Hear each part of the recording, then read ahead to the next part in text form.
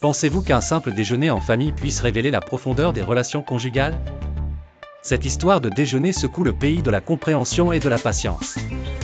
Couvert étincelle un calme matin d'hiver, lorsque le soleil peinait encore à percer la brume. Marc, un homme réservé, exprima à sa femme, Sophie, son désir de rassembler ses proches pour un déjeuner.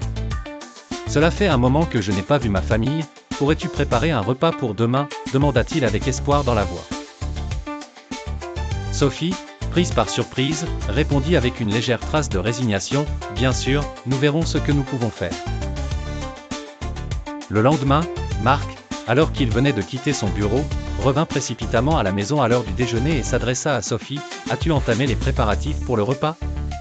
Ma famille arrive dans une heure. »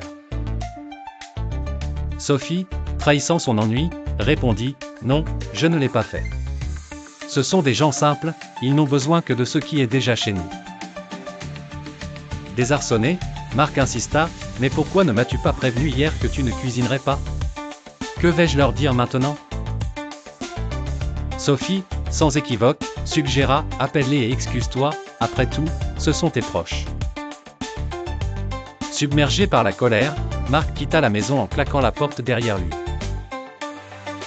À peine avait-il disparu qu'une file d'invités fit irruption. Les parents et frères de Sophie étaient là, accompagnés non seulement de leurs enfants mais aussi de la famille de Marc. « Où est ton mari ?» questionna son père.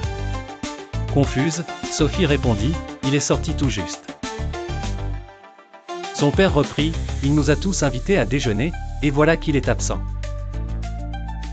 Déconcertée, Sophie se retrouva démunie, car les provisions disponibles semblaient convenir uniquement pour la visite des proches de Marc. Elle téléphona à son mari, demandant des explications, « Pourquoi ne m'as-tu pas dit que tu avais aussi convié ma famille ?»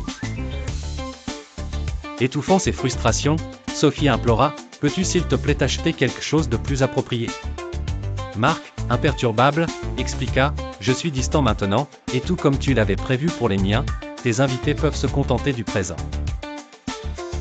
Question, la position du mari était-elle logique et juste dans ses relations, ou devrait-il être plus flexible et plus compréhensif avec sa femme dans cette situation?